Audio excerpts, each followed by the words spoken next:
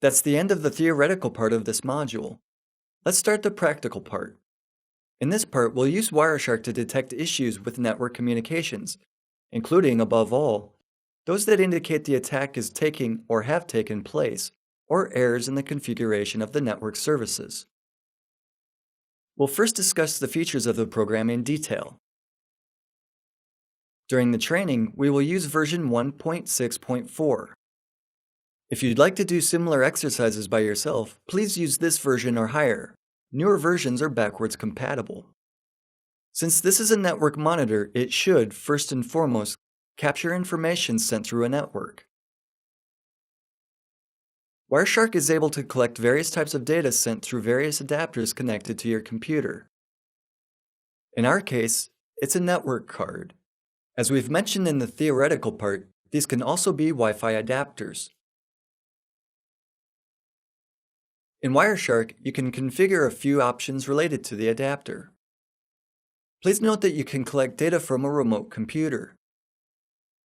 Wireshark allows the capture of data sent by another adapter on the computer you're connected to. This functionality works only in the Windows environment, although Wireshark is available in other platforms too. You can choose the type of network. We're working with the Ethernet networks. You can choose to capture data in the promiscuous mode. Wireshark can put the network card into promiscuous mode. The wireless settings button is inactive because Wireshark hasn't detected any compatible adapter, such as the AirP cap. The data collected can be saved in one file or in a couple of files. You can specify the rules according to which the data will be divided. In the lower left corner, you can see the settings that allow you to determine in which circumstances the data capture should stop. It is not necessary to sit before the screen watching Wireshark collecting data. Capture filter is an option used to set the data capture filters. We have already mentioned that you ought to be careful with those filters.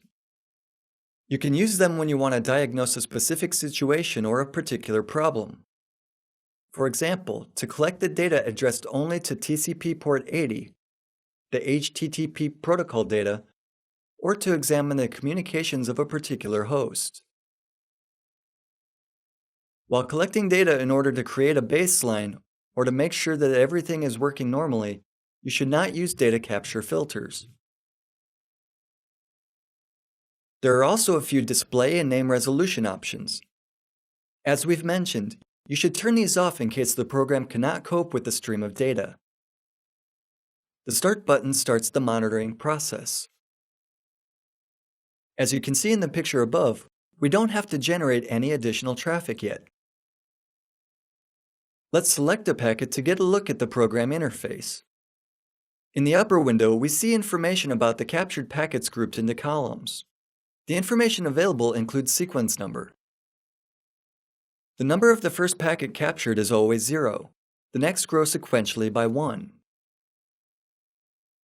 The next column shows the time elapsed since beginning of capture. Often, we would like to see this in a different layout. Frequently, we're interested in how much time passed since the previous captured packet. Sometimes it makes it easier to find some abnormalities. In other columns, we see the sender IP address, the receiver's IP address, the protocol, as long as Wireshark is interpreted correctly, and the amount of data and diagnostic information. Let's see how all this looks for an application layer protocol. For example, let's select the HTTP protocol. After typing a valid display filter, we will only see HTTP packets. From the lecture on the OSI model, we know that the higher level protocols are packed into the protocol packets of the lower layers. We can see the Ethernet frame, and at the bottom we can see the whole set of captured data. The frame contains everything that we would find in the higher level protocols. When we choose the details of IP version 4, we can get to know the values of the IP version 4 header fields. For example, time to live is 64, which means that the package was, most likely, sent by the server running under Windows because these systems, in the case of the local networks, ascribe 64 as the initial TTL value. We can also find out by whom and to whom the packet was sent. Examining one level higher, we find the TCP protocol. We see that this is a packet sent to port 80 from a dynamic port higher than the port 1024. We can see the sequence numbers and acknowledgement numbers. That is, numbers that allow the TCP protocol to make sure no data has been lost during the session. There are also the TCP header options. These are the flags which, as we said, are set in a strange way during the Xmas tree scan. The checksum closes the TCP header. When it comes to the HTTP protocol, Wireshark analyzes it just like any other header values. We get to know that it was a server's 200 OK response, a message confirming a successful client request. To try out more Wireshark functions related to HTTP protocol, let's visit a website such as youtube.com. From the perspective of a user, this site gives you an opportunity to view a variety of contents.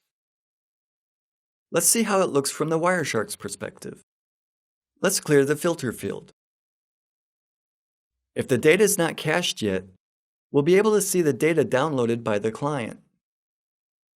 Looking at a stream of packets, it's hard to say what we're actually seeing. So let's apply some additional features offered by Wireshark. In the File Export menu, you can select objects from the HTTP session. Now we can see that these were some pictures.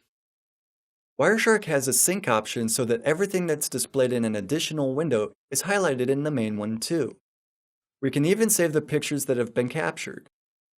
After the reassembly of the right packet, you can do the same with other multimedia files. If you have a program that plays Adobe Flash video files, you can watch offline what you've previously watched on the internet. While exploring other functionalities of Wireshark, we'll examine some problems. Let's start with a classic problem. We close the window we've been using and start the program with a capture file we've saved before. Because we're now dealing with the ARP protocol, a lower layer protocol, the analysis is much simpler. ARP converts IP addresses to MAC addresses and vice versa.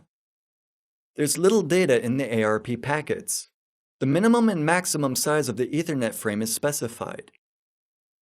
If there's too little data to reach the minimum, the frame must be filled up.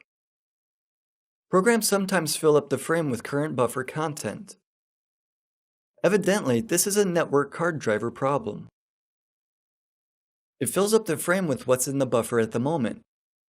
For example, with what the user has last received or sent over a network. Analyzing the ARP, you can find out what network users have been doing recently.